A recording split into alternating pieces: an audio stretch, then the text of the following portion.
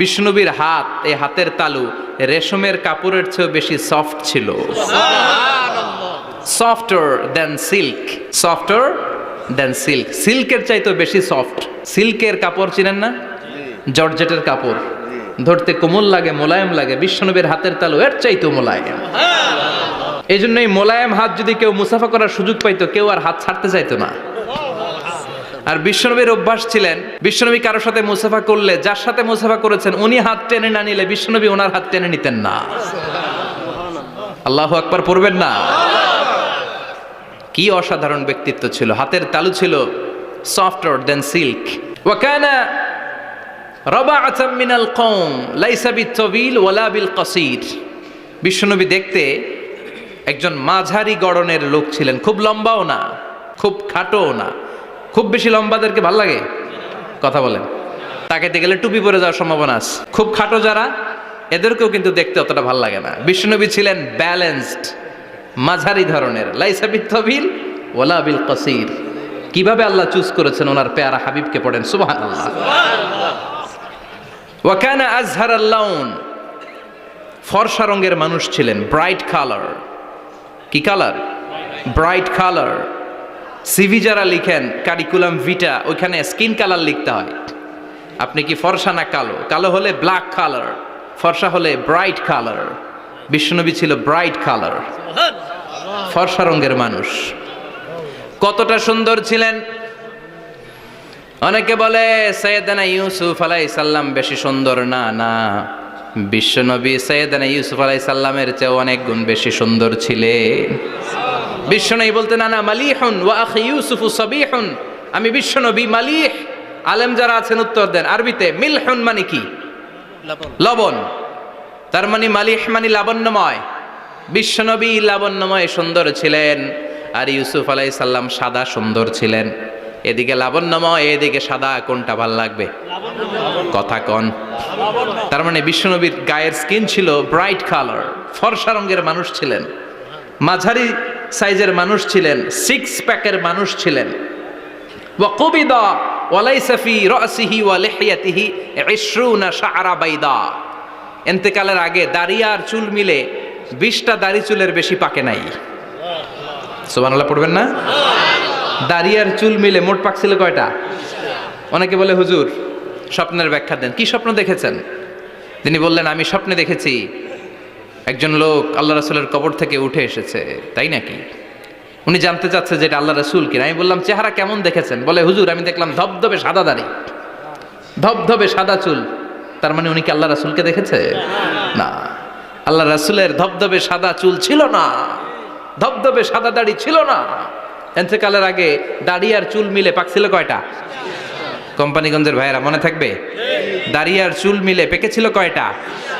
কেমন করে পাকবে? উনি তো জাইতুনের তেল মালিশ করতেন। সুবহানাল্লাহ। এজন্য আল্লাহ কসম করে বললেন ওয়াত্তিনি ওয়াজ-জাইতুনি ওয়া তুরি সিনিন ওয়া হাযাল বালাদিল আমিন। তিন ফলের কসম, জাইতুনের কসম। এই তিন জাইতুন যারা খাবে তাদের দাড়ি চুল সহজে পাকবে না। জাইতুন চিনেন? Olive oil. জলপাই আছে না? আরব দেশের জলপাইকে বলে জাইতুন। তাম্বুতু বিদ্দিহিনি ওয়া সিবগিল লিল আকিলিন। এটার অনেক কাজ। এটা খাওয়া যায়, মালিশ করা যায়, আবার এই জাইতুনের ডাল ভেঙে মেসওয়াকও করা যায়। বলেন ঠিক কিনা? বিশ্বনবী বলতেন নি'মা সিওয়াকিয়া জাইতুন। জাইতুনের ডালের মেসওয়াক কতই না চমৎকার মেসওয়াক। ফাইন্নাহা সিওয়াকি ওয়া সিওয়াকুল আমবিয়া মিন ক্বাবলি। কেননা জাইতুনের ডাল আমার মেসওয়াক, আর আমার আগে যত নবী দুনিয়া এসেছে সব নবীরা জাইতুনের ডাল দিয়ে মেসওয়াক করেছে। এই জাইতুনের তেল আপনার বাজারে পাবেন। অলিভ অয়েল বলে জিজ্ঞেস করলেই দিয়ে দিবে। কি অয়েল? এটা দাড়িতে মাখলে দাড়ি পাকে না, দেরিতে পাকে। চামড়ায় লাগালে ম্যাসেজ করলে চামড়ার ভাঁজগুলো পড়বে না, আপনার স্কিন সুন্দর থাকবে। বিশ্বনবী এটা মাখতেন। এজন্য দাড়ি আর চুল তেমন একটা পাকে নাই। আওয়াজ করে পড়তে হবে আল্লাহু আকবার। তুলুশ শাআর ইলা শাহমাতাইল উযুন। এবার শুনি বিশ্বনবীর চুল কেমন ছিল। বিশ্বনবীর চুল মাঝে মাঝে এই কানের লতি বরাবর আসতো। ইলা শাহমাতাইল উযুন মানে বড় চুল রাখতেন। হেয়ার কাটটা ছিল লং হেয়ার কাট। মাঝে মাঝে কানের লতির মাঝামাঝি, আর কখনো কখনো কাঁধ বরাবর, ইলাল মানকিবাইন, 3 সিস্টেমে রাখতেন। কানের মাঝ, কানের লতি, কাঁধ বরাবর। ইয়াংরা মহা খুশি যে বড় চুল রাখার দলিল পাইছি। সুন্নতের নিয়তে রাখতে হবে, একটা ভদ্র কাটিং হইতে হবে। আর ইউনিভার্সিটি আর স্কুলের স্টুডেন্ট হলে ইউনিভার্সিটির ড্রেস কোড, হেয়ার কাট মেনে চলতে হবে, ঠিক কি না? আর সুন্নাতের নিয়তে যদি রাখতে চাও, একটা ভদ্রতা থাকতে হবে, একটা সৌন্দর্য থাকতে হবে। ইদানিং অনেক ছেলেরা খুব অদ্ভুত কাটিং দেয়, এই হেয়ার কাটগুলো নিষিদ্ধ। একটা হেয়ার কাট আছে কাজাহ, নাহা রাসূলুল্লাহি আনিল কাজাহ, বিশ্বনবী কাজাহ কাটিং দিতে নিষেধ করেছেন। কাজাহ মানে চুলের কিছু অংশ ট্রিম করে চামড়ার সাথে লাগানো, কিছু অংশ বড় বড়, এরকম আছে না নাই? এটারে আমি বলি ঘোড়া কাটিং। কি কাটিং? ঘোড়া কাটিং। ঘোড়ার মাথায় এরকম লম্বা চুল আছে না নাই? কেউ যদি এখানে থেকে থাকো, মাইন্ড করো না, নেক্সটে আর এই হেয়ার কাট নিবা না, ঠিক কি না? রাজি আছি তো? আমার যুবকরা পছন্দ করে বেশি, আমিও পছন্দ করি ওদেরকে খুব বেশি। ওরা আমার কথা বুঝে বেশি, আমিও ওদের হৃদয়ের কথা বুঝি বেশি, এজন্য এগুলো ভালোবেসে বলি। যদি কেউ নিয়ে থাকো এই নিষিদ্ধ হেয়ার কাট, সামনে আর নিবা না, ইনশাআল্লাহ। পড়ো আর জোরে ইনশাআল্লাহ। ওয়া কানা ইউফাররিকু বাইনা শা'রি, চুলের মাঝখানে বিশ্বনবী সিঁথি করতেন। আপনারা কাজী নজরুল ইসলামের ছবি দেখেছেন? দেখবেন যে উনি মাঝখানে সিঁথি করতেন। বিশ্বনবী এভাবে মাঝখানে সিঁথি করে সিঁথির মাঝখানে আতর ঢেলে দিতেন। কেন ঢেলে দিতেন? যেখানেই সেজদা দিতেন ওই জায়গায় আতরের ঘ্রাণে আমোদ হয়ে যেত। আরিদুস সদর, বুকটা ছিল প্রশস্ত। ওয়া কানা বাইনা কাতিফাইহি খাতামুন নবুওয়া, আর পিঠের মধ্যে কাজিররিল হাজালা, কবুতরের ডিমের মতো একটা মাহরুন নবুওয়া ছিল। উনি যে শেষ নবী, উনি যে প্রফেট, দ্য লাস্ট মেসেঞ্জার, এটা প্রমাণ আল্লাহ সিল মেরা দিছে। বাম দিকের কাঁধে, ডান দিকে না। কোন দিকে? সাহাবারা যারা এটা দেখেছেন তারা বলেছেন যে আমরা দেখেছি এর মধ্যে কিছু চুলও ছিল, একটু লালচে ছিল, একটু উঁচু ছিল। একদিন বিশ্বনবী বললেন, বান্দার কোনো হক আল্লাহ কোনোদিন ছেড়ে দেয় না। আল্লাহর হক আল্লাহ মাফ করে, বান্দার হকের মাফ নাই। যদিও আমি নবী, আমার উপর যদি কোনো হক থাকে বলো, আমি দিয়ে দেব। কোনো সাহাবী দাঁড়ায় না। এক সাহাবী দাঁড়িয়ে বললেন, নবী, যুদ্ধের ময়দানে চাবুক চালানোর সময়, লাঠি চালানোর সময় এক কাফেরকে মারতে যে আপনার লাঠির বাড়ি আমার পিঠের মধ্যে পড়েছে। আপনি যেহেতু এই কেসাসটা আদায় করতে চান, আপনার পিঠে আমি লাঠির বাড়ি মেরে এটারে শোধবোধ করে দিতে চাই। সাইয়েদনা ওমরে ফারুক হাতের জামা এরকম পড়তে শুরু করছে, আয় এদিকে আয়, তোরে শোধবোধ করাই। বিশ্বনবী বললেন, ওমর রাখো, এটা বান্দার হক, মিটাতে দাও। বিশ্বনবী বললেন, আসো, তুমি এসে আমার পিঠে লাঠি দিয়ে চাবুক দিয়ে বাড়ি মারো। সাহাবী বলে, ও নবী, তখন দুর্ভিক্ষের সময়ের যুদ্ধ ছিল, আমাদের গায়ে জামা ছিল না। যখন আপনি আমার চাবুকটা পিঠের মধ্যে মেরেছেন, আমার পিঠে তখন জামা ছিল না। আপনি যদি যথা নিয়মে কেসাসটা আদায় করতে চান, আপনার জামাটা খোলেন, খালি পিঠের মধ্যে বাড়িটা মারিস। এবার আর ওমরে ফারুকরে ধরে কে? এদিকে আয়, তোরে দেখাইতেছি। বিশ্বনবী বললেন, ওমর থামো, মারতে দাও। বিশ্বনবী উনার জুব্বাটা উপরের দিকে উঠালেন, পিঠের মধ্যে বাড়ি দেওয়ার জন্য ওই সাহাবীকে ডাকলেন। ওই সাহাবী বিশ্বনবীকে পিছন দিক থেকে জড়িয়ে ধরে ওই মোহরে নবুয়তের মধ্যে চুমু দিয়ে ফেলেছে। সাহাবী বললেন, নবী গো, এই নাটক করার জন্য আপনি আমারে মাফ করে দিয়েন। আপনি বিশ্বনবী, উদম গায়ে আপনারে দেখা যায় না, খালি গায়ে আপনারে দেখা যায় না। শুনেছি আপনার পিঠের মধ্যে মোহরে নবুয়ত আছে। অনেক দিনের সাধনা, জল্পনা কল্পনা, আপনার মোহরে নবুয়তে আমার ঠোঁটটা আমি লাগাবো। আপনার মোহরে নবুয়তের মধ্যে আমার ঠোঁটটা লাগিয়ে আমার ঠোঁটটারে আমি জাহান্নাম থেকে পরিত্রাণ করাবো। এজন্য প্ল্যান প্রোগ্রাম করে এতক্ষণ আপনার জামাটা খুলতে বলেছি। আপনার উপরে আমার কোনো হক নাই। আমার আব্বা মা, আমার সম্পদ, আমার জীবন আপনার জন্য কোরবান গো নবী। বিশ্বনবীর পিঠে বাম দিকে খাতামুন নবুওয়া ছিল, মাহরে নবুওয়া। কোনো বর্ণনা এসেছে উনি এই মাহরে নবুওয়া দিয়ে পিছন দিকে দেখতেন। বিশ্বনবী যখন নামাজ পড়তেন উনি বলতেন, ইস্তাকিমু ওয়া'তাদিলু ইয়ারহামুকুমুল্লাহ, কাতার সোজা করো, ফাঁকা জায়গা বন্ধ করে দাও, কারণ আমি সামনে যেমনি দেখি পেছনেও তেমনি দেখি। অনেকে বলেন বিশ্বনবী পেছনে দেখতেন এই মাহরে নবুয়তের জায়গাটা দিয়ে, এটা ছিল বিশ্বনবীর behind CC camera, behind close circuit camera. আল্লাহু আকবার। বিশ্বনবী ছাড়া কোন নবীর পিঠে এরকম মাহরে নবুয়া ছিল নাকি? কথা বলেন। এজন্য ওই নবীরে গালি দিলে সহ্য হয়? কথা বলেন, সহ্য হয়? আবিয়াদুল ইবিতাইন, বগল ছিল শুভ্র সাদা। আমাদের বগল কি সাদা? দুর্গন্ধ, কুৎসিত, কালো, তাই না? বিশ্বনবীরটা কালো? কথা কন, শুভ্র সাদা। আমরা দোয়া করি এভাবে। বিশ্বনবী মাঝে মাঝে দোয়া করতে করতে বৃষ্টির জন্য যখন দোয়া চাইতেন, আরাফার ময়দানে যখন দোয়া চাইতেন, দোয়া করতে করতে হাতটারে উপরের দিকে করতেন। সবাই এরকম হাত তোলেন, সবাই হাত তোলেন। বিশ্বনবী মাঝে মাঝে আবেগের চোটে এইখান থেকে হাতটা এই জায়গায় নিয়ে যেতেন। সুবহানাল্লাহ। বিশ্বনবী যখন হাত আবেগের চোটে উপরের দিকে উঠাতেন, বিশ্বনবীর বগল দেখা যেত। সাহাবারা বলতেন হাত্তা ইরা বায়াদু ইবিতাইহি, এই সুযোগে আমরা দেখতাম ওনার বগলটা ধবধবে সাদা, কোনো দাগ ছিল না। মুস্তাওয়াল জাবিন, প্রশস্ত ললাট ছিল। আসাম্মুল আনফ, খাড়া নাক ছিল।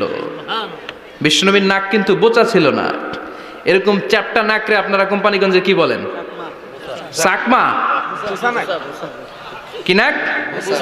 হ্যাঁ, বুসা। নাক বুসা বা বোচা। বিশ্বনবীর নাক এই চাকমা স্টাইলে নাক ছিল না, খাড়া ছিল, খাড়া নাক ছিল। সুবহানাল্লাহ পড়ে। মুফাল্লিজুল আসনান, দাঁতগুলো ছিল পরিপাটি। বিশ্বনবীর দাঁতের দিকে তাকালে, বিশ্বনবীর হাসির দিকে তাকালে মনে হতো হাসিতে যেন মুক্তা ঝরে। বিশ্বনবী দেখতে কেমন ছিল আন্দাজ পাচ্ছেন না মোটামুটি? এই চমৎকার দেহটা নিয়ে যখন আয়নার সামনে দাঁড়াতেন, বিশ্বনবী জোস জোস পোজ দিতেন না। এখনকার ছেলেপেলেরা বলে আয়নার সামনে দাঁড়াইয়া দেই জোস জোস পোজ, আছে না নাই? বিশ্বনবী জোস জোস পোজ দিতেন না। বিশ্বনবী আয়নার সামনে দাঁড়িয়ে বলতেন আল্লাহুম্মা হাসানতা খালকি ফাহসিন খুলুকি। ও আল্লাহ, আমার চেহারাটা যেমনি আপনি সুন্দর বানিয়েছেন, আমার হৃদয়টারেও সুন্দর করে দেন। What a attitude, what an attitude! কি অ্যাটিটিউড ছিল ওনার! আমরা আয়নার সামনে সেজে পড়ে দাঁড়ালে চুলকে সাইজ করি, পাং করি, স্টাইল করে ডিজাইন করি। বিশ্বনবী সুন্দর চেহারাটা নিয়ে যখন আয়নার সামনে দাঁড়াতেন বলতেন আল্লাহ, আমার চেহারাটা যেমনি সাদা, হৃদয়টারেও সাদা করে দেন। কিছু মানুষ আছে চেহারা সাদা, হৃদয় কালো, আছে না নাই? কিছু মানুষ আছে চেহারাটা কুচকুচে কালো, অন্তরটা সাদা, এমন মানুষও আছে না নাই? বিশ্বনবীর ভেতরও সাদা, বাহিরও সাদা। সুবহানাল্লাহ, সুবহানাল্লাহ। আর এই সুন্দর সাদা দেহ নিয়ে আয়নায় দাঁড়িয়ে পড়তেন আল্লাহ, চেহারা যেমনি সুন্দর, চরিত্রটাও সুন্দর করে দেয়। এজন্য আয়নার সামনে দাঁড়িয়ে এই দোয়ার দরকার, আছে না নাই? পড়তে রাজি আছেন? মনে থাকবে না মাহফিল শেষ ভুলে যাবেন? মনে থাকবে? আয়নার সামনে আপনি যখন দাঁড়াবেন, আপনার স্ত্রী যখন দাঁড়াবে, আপনার বাচ্চারা যখন দাঁড়াবে, বলে দিবেন বাবা আয়নার সামনে দাঁড়ানোর দোয়া পড়ো। কত অসাধারণ দোয়া! পড়েন আওয়াজ করে আমার সাথে, আল্লাহুম্মা হাসানতা খালকি ফাহসিন খুলুকি। আল্লাহুম্মা হাসানতা খালকি ফাহসিন খুলুকি। এর মানে আল্লাহ, আমার চেহারাটা করেছো সুন্দর, আমার আচরণ, আমার চরিত্রটাও সুন্দর করে দাও। চিৎকার করে পড়েন আমিন। তাহলে বিশ্বনবীর ব্যাপারে তিনটা কথা আমরা শুনবো বলেছিলাম, প্রথমটা শুনে ফেলেছি। মানে উনি দেখতে কেমন ছিল, উনি দেখতে কেমন ছিল, এর মধ্যে আমাদের আমলের কিছু নাই, শুধু বর্ণনা করা আর শোনা আর বিশ্বনবীকে ভালোবাসা, ঠিক কিনা? কারণ উনার নাক খাড়া, আমার তো খাড়া নাও হইতে পারে। উনি সুন্দর, আমি তো শ্যামলা হইতে পারি, কারণ এটা আল্লাহর দেয়া পরীক্ষা, ঠিক কিনা? দ্বিতীয় পয়েন্ট থেকে আমাদের আমল শুরু। দ্বিতীয় পয়েন্ট ছিল বিশ্বনবীর আচরণগত বৈশিষ্ট্য। আমার নবীর বিহেভিয়ার কেমন ছিল, কন্ডাক্ট সিস্টেম কেমন ছিল, ম্যানার কেমন ছিল, মানুষের সাথে কমিউনিকেশনটা কেমন ছিল, ব্যবহারিক জীবনটা কেমন ছিল, এগুলো আমল করার দরকার, আছে না নাই? কষ্ট হচ্ছে? কষ্ট হচ্ছে? মনোযোগ আছে তো? মনোযোগ আছে না গেছে? আমরা এবার শুনবো বিশ্বনবীর আচরণ কেমন ছিল। বিশ্বনবী যখন রাস্তা দিয়ে হাঁটতেন, ইয়ামশি হাউনান, বিনয়ের সাথে হাঁটতেন। ইয়ামশি হাউনান, রহমানের বান্দারাও বিনয়ের সাথে রাস্তা দিয়ে হাঁটে, ঠিক কিনা? وعباد الرحمن الذين يمشون على الأرض هونا وإذا خاطبهم الجاهلون قالوا سلاما রহমানের বান্দারা যখন রাস্তা দিয়ে হাঁটে বিনয়ের সাথে হাঁটে, তারা অহংকার প্রদর্শন করে না, মানুষের সাথে বিনয়ের সাথে রাস্তা দিয়ে হাঁটে। এজন্য রাস্তা দিয়ে যখন হাঁটবো বিনয়ের সাথে হাঁটবো। রাজি আছেন তো? নাকি অহংকার প্রদর্শন করে হাঁটবেন? বিশেষ করে যুবকেরা, 3-4 জন যুবক একসাথে হলে রাস্তায় ওদের আর কারো হুঁশ জ্ঞান থাকে না, পুরো দুনিয়াটাই মনে হয় দুনিয়াটাই আমার। আছে না নাই? না। মুরব্বীকেও সম্মান করবা, মহিলাদেরকে সম্মান করবা, তোমার জায়গায় তুমি হাঁটবা, ভদ্রভাবে হাঁটবা। ভদ্রভাবে হাঁটার দরকার আছে না নাই? উনি মুরব্বী, একদিন উনিও তোমার মতো যুবক ছিল, ঠিক কিনা? এই যে আমার কালো দাড়ি আজীবন কালো থাকবে? কথা বলেন। উনার সাদা দাড়ি ছোটবেলায় মনে হয় সাদা দাড়ি নিয়ে আসছিল না? হ্যাঁ, উনিও একদিন তাগড়া যুবক ছিল। উনিও কোম্পানিগঞ্জ বাজারে দাঁড়ালে লোকজন তাকিয়ে থাকতো, ঠিক কিনা? তার মানে রং ধরা যৌবন জং ধরে শেষ। যৌবন সব সময় থাকে না, সার্টেন একটা পিরিয়ডের জন্য আল্লাহ দিয়েছে। এজন্য যুবক ভাইরা, তোমাদের রক্ত গরম, তোমাদেরকে বিনয়ী হতে হবে বেশি, ঠিক কিনা? রাজি আছো তো সবাই? বিশ্বনবী বিনয়ের সাথে হাঁটতেন। ওয়াকানা ইয়াতাবাসসাম, সবসময় মুচকি হাসতেন। কি করতেন? মুচকি হাসেন তো আপনারা? হাসেন না? মুচকি হাসবেন, কারণ মুচকি হাসতে পয়সা লাগে না। লাগে? মুচকি হাসি দেন তো একটা। এই যে সবার এখন মুচকি হাসি, পয়সা লাগছে? কথা কন। তাবাসসুমুকা ফি ওয়াজহি আখিকা সাদাকা, you would smile to your brother, it's a charity. তুমি তোমার ভাইয়ের দিকে তাকিয়ে যে মুচকি হাসবে, এত সদকা দেওয়ার সওয়াব হয়ে যাবে। সুবহানাল্লাহ। বিশ্বনবী সব সময় মুচকি হাসতেন। হাসি 3 ধরনের, তাবাসসুম, দিহক, কাহকাহা। কাহকাহা মানে অট্টহাসি, আলিফ লাইলার দত্তরা যেমন হাসি দেয় ওই হাসি। এটা নামাজের মধ্যে কেউ দিলে নামাজও শেষ, ওযুও শেষ। আর দেহেক, হালকা আওয়াজে হাসি, সামান্য দাঁত দেখা যায় মাঝে মাঝে। বিশ্বনবী মজা করে এরকম হাসি দিতেন, কিন্তু সব সময় বিশ্বনবীর ঠোঁটের মধ্যে মুচকি হাসি লেগেই থাকতো। তাহলে আমরা বিনয়ের সাথে হাঁটবো, নাম্বার 1। নাম্বার 2, সব সময় মুচকি হাসবো। রাজি আছেন? ঘরে যেই স্ত্রীকে একটা মুচকি হাসি দিবেন, আজকে রাতেই দিবেন, যেই একটা মুচকি হাসি। রাজি আছেন? হ্যাঁ, ভালোবাসা বাড়াই দিবে কে? কথা কয় না। ভালোবাসার কথা আসলে আওয়াজ কমে যায়। ভালোবাসার কথাও কোরআনে আছে না নাই? আল্লাহু আকবার। আল্লাহ দাম্পত্য জীবনের ভালোবাসা তুমি বাড়িয়ে দাও, আমিন। ইযাল তাফাতা ইলতাফাতা জামিআন। এই 2-1 জন ওঠা বসা করতেছে কেন? ওঠা বসা করা যাবে না, বসেন।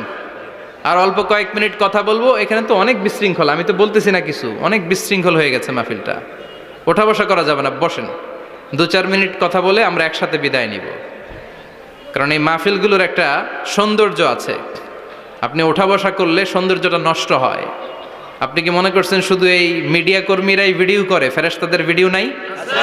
ওয়া কুল্লা শাইইন আহসাইনাহু ফি ইমামিম মুবিন। ফেরেশতাদের ভিডিও ক্যামেরার নাম ইমামুম মুবিন।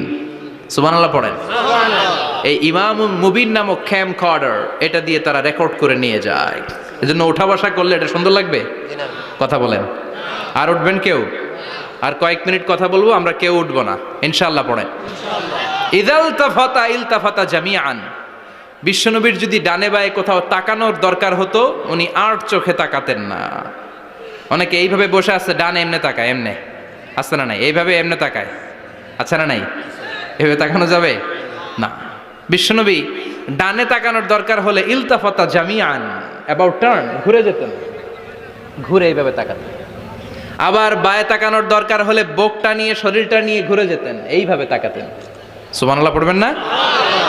আর চোখে তাকানো কি ভালো স্বভাব? বিশ্বনবী ইযাল তাফাতা ইলতাফাতা জামিআন, যেদিকে তাকাবেন ওদিকে ফুললি মনোনিবেশ করতেন, তারপরে তাকাতেন। সুবহানাল্লাহ পড়েন।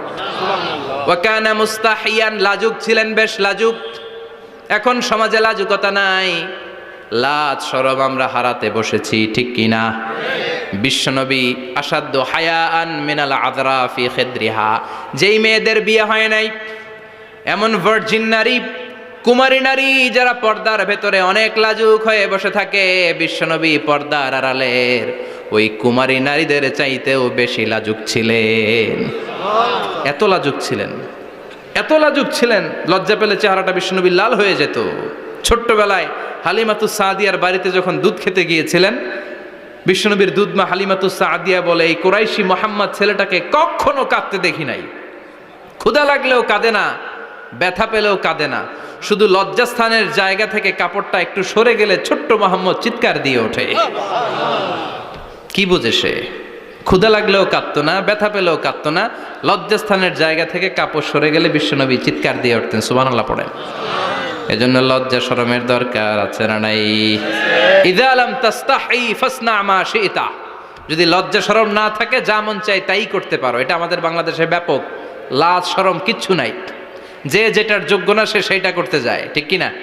এই যে হিরো আলমের মনোনয়ন নিয়ে টানাটানি, কোনো লজ্জা শরম আছে? আমার যোগ্যতা থাকতে হবে না? আমাকে রাজনীতি জানতে হবে না? আমাকে যদি আজকে বলে মিজানুর রহমান আজহারী আপনি অনেক কোয়ালিফাইড লোক, আপনি কালকেই দেশের প্রধানমন্ত্রী, আমি ওই জায়গায় বেহুশ।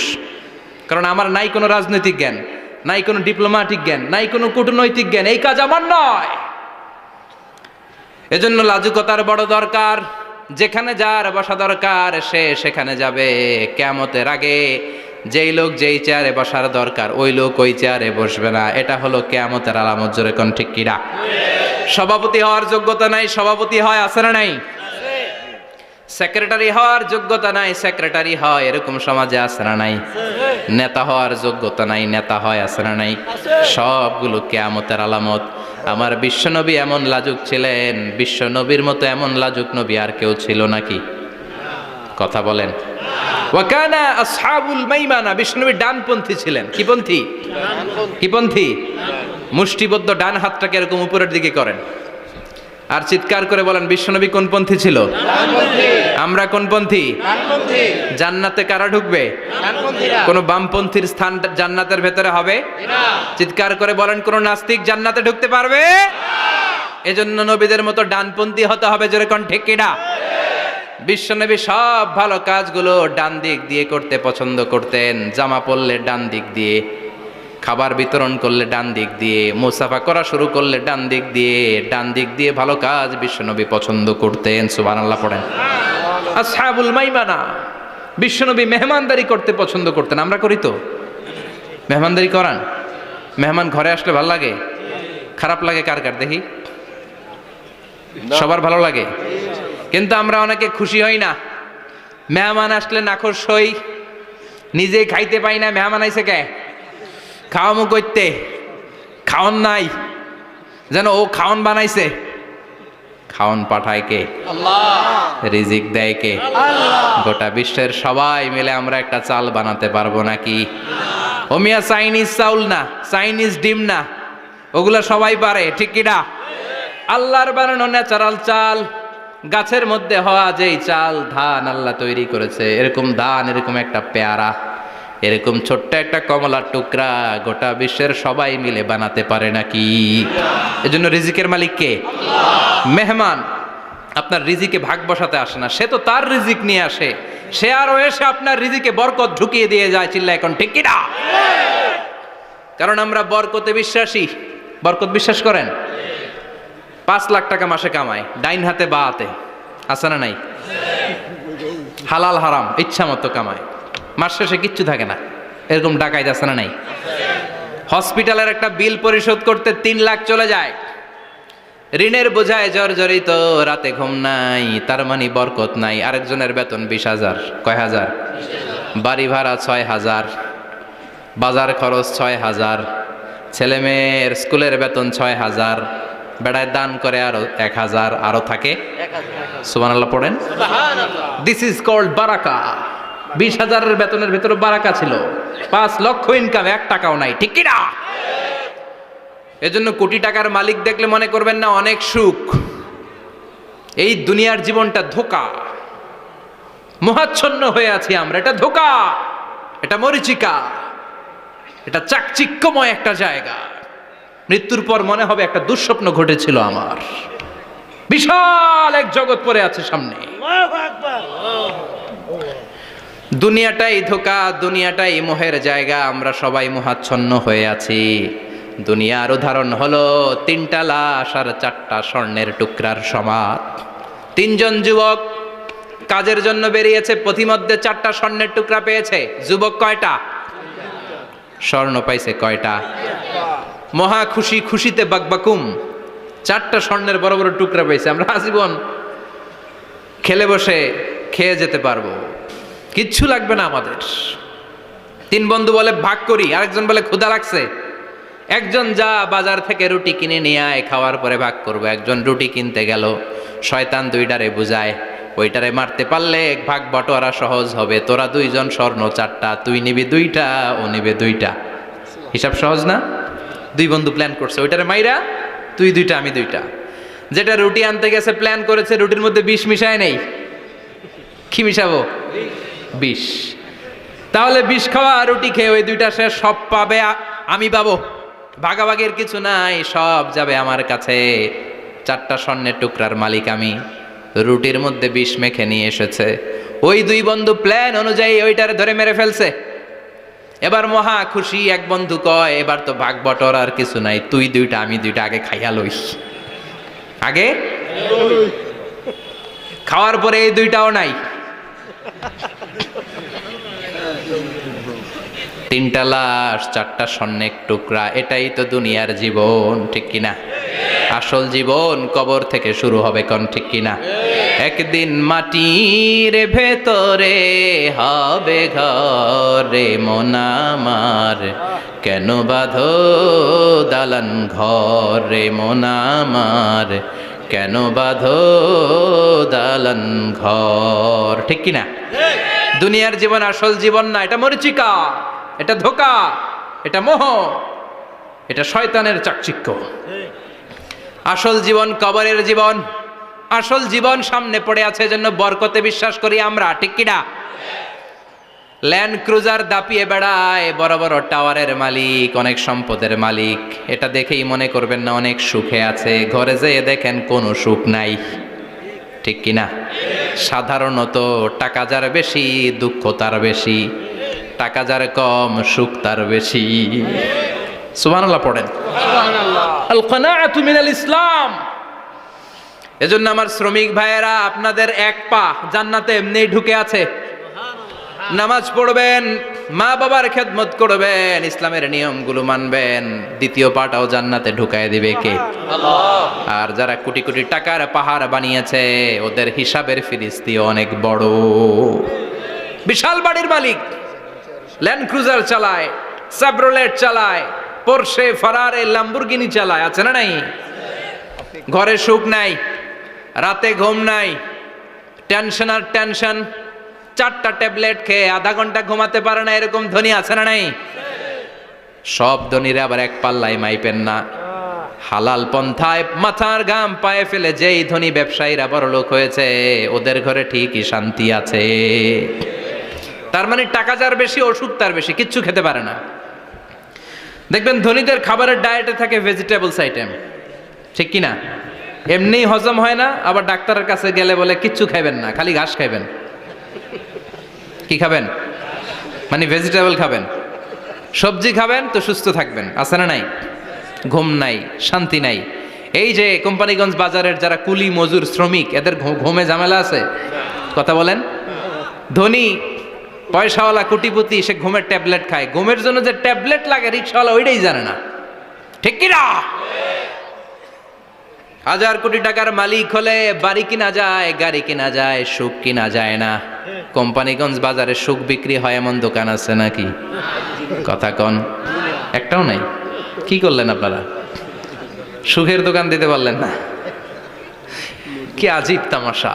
টাকা দিয়ে সুখ কিনা যায় না, গাড়ি কিনা যায়, বাড়ি কিনা যায়, কিন্তু সুখ নো ওয়ে, কেনা যায় না। টাকা হলে জাজিম কিনা যায়, বালিশ কিনা যায়, ঘুম কিনা যায় না। ঘুম কিনা যায়? ফার্মেসিতে ডাক্তারের কাছে যে যদি বলেন 2000 টাকার ঘুম দেন, দিবে? ডাক্তার কি বলবে? দূর মিয়া, আমারই ঘুম আসে না, তোমারে আমি ঘুম বিক্রি করুম। আচ্ছা না নাই? শ্রমিক ভাই, রিক্সাওয়ালাদের ঘুমের ঝামেলা নাই। যেখানে রাই তো ওইখানেই, যেখানে রাই তো ওইখানেই কাই। ওর মাথা লাগতে দেরি বিছানায়, নাক ডাকতে দেরি হয়, ওর নাকের ডাকের আওয়াজে ট্রাকের ইঞ্জিনও ফেল, ঠিক কিনা? এজন্য আমরা বরকতে বিশ্বাসী। অল্প খাবো, অল্প পড়বো, অল্প জমাবো, অল্পের ভেতর বরকত দিয়েছে কে? এজন্য মেহমান আসলে বিশ্বনবী খুশি হতেন। আমরাও মেহমান আসলে খুশি হব। রাজি আছি না নাই? সবাই রাজি? মেহমানদারি করাবেন তো? এরপরে বিশ্বনবী ইনসাফ করতেন। কি করতেন? ইনসাফ করতেন। বিচার করার সময় বিশ্বনবী ইনসাফ করতেন। গোটা বিশ্বকে ইনসাফ শিখিয়েছেন বিশ্বনবী। আমাদের দেশেও তো ইনসাফ হয় না? হাইকোর্টে, সুপ্রিম কোর্টে, গ্রাম্য সালিশে আছে? আছে? আহা, আহকামুল হাকিমিনের দরবারে সবগুলো বিচার আবার বসবে। চিল্লায় বলেন ঠিক কিনা? ও মিয়া, দুনিয়াতে বিচারপতি বিচারের রায় দেয়, ওই বিচারপতিরও বিচার আছে না নাই? সবচেয়ে বড় বিচারপতির নাম কি? বিশ্বনবী ইনসাফ করে গোটা বিশ্বকে দেখিয়ে গেলেন কেমন করে বিচার করতে হয়। বিশ্বনবীর কাছে কখনো বিচার আসলে বিশ্বনবী দুই পক্ষের কথা শুনে রায় দিতেন। পড়েন সুবহানাল্লাহ। সব সময় দুই পক্ষের কথা শুনে রায়। এখন কি দুই পক্ষকে সমান প্রিভিলেজ দেয়া হয়? কথা বলেন। কারণ কোরআন দিয়ে বিচার হয় না। কোরআন দিয়ে বিচার হোক আমরা চাই কি চাই না? আমার সংসদ ভবনের ভেতরে কোরআনের আইন দিয়ে সংসদ ভবন কায়েম হোক আমরা চাই কি চাই না? সেনাবাহিনীর ভেতরে দরবার হলগুলোতে যখন আলোচনা বসে কোরআন মাঝখানে থাকবে। চিল্লায় বলেন ঠিক কিনা? দেশের সবগুলো ক্যান্টনমেন্টের ভেতরে কোরআন থাকার দরকার আছে না নাই? সবগুলো আদালতের ভেতরে কোরআন থাকার দরকার আছে না নাই? কোরআনের আইন অনুযায়ী আমার দেশের সব নিয়ম কানুন চলবে আমরা চাই কি চাই না? এই কোরআনের আইনের বিরুদ্ধে যদি কোনো আইন পাশ করা হয় আমরা ওই আইনের বিরুদ্ধে চিৎকার করে বলেন ঠিক কিনা? আমরা এই কোরআনের জন্য সব বাজি রাখতে রাজি আছি। আমরা জীবন বাজি রাখতে রাজি আছি। আমরা দেহের তাজা রক্ত বিলিয়ে দিতে রাজি আছি। জোরে বলেন ঠিক কিনা? কোরআনের জন্য কে কে ময়দানে থাকতে রাজি আছেন? হাত উঁচু করে আল্লাহর দেখা।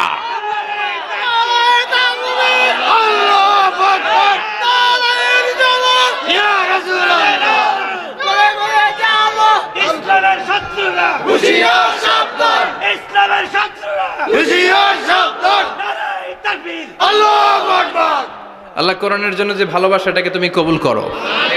আমরা যেন দেখে যেতে পারি যে এই দেশে কালেমার পতাকা পতপত করে উড়েছে। আমরা যারা ইসলামের পক্ষে, এটাই আমাদের অপরাধ। আমরা ইসলামকে একটা বিজয়ী শক্তি হিসেবে দেখতে চাই। আমরা ইসলামকে পার্লামেন্টের ভেতরে দেখতে চাই। আমরা কালিমার পতাকা পতপত করে উঠছে এটা দেখে যেতে মরতে চাই। চিল্লায় বলেন ঠিক কিনা? বিশ্বনবী ইনসাফ শিখালেন। বিচার আসলে দুই পক্ষের কথা শুনতেন। বিশ্বনবীর স্ত্রী সাওদা এসে বলে, নবী, আমি আপনার কুমারী বউ আয়েশার ঘরে তরকারি নিয়ে গিয়েছিলাম, ঝোল নিয়ে গিয়েছিলাম, কোনো বর্ণনায় পায়েস নিয়ে গিয়েছিলাম। তরকারি দেওয়ার পরে আপনার স্ত্রী রেগে বলে, তরকারি দিলা কেন? আমি কি তরকারি রাঁধতে পারি না? আনলা কেন? রাগের চোটে তরকারির ঝোল নিয়ে পায়েস নিয়ে আমার গালের মধ্যে মাখিয়ে দিয়েছে আপনার বউ। আপনি তো শ্রেষ্ঠ বিচারক, কোন বিচার করে দেন। দুই বউয়ের মধ্যে ঝগড়া আছে না নাই? বিশ্বনবী সাউদার কথা শুনলেন, মা আয়েশাকে ডেকে পাঠালেন।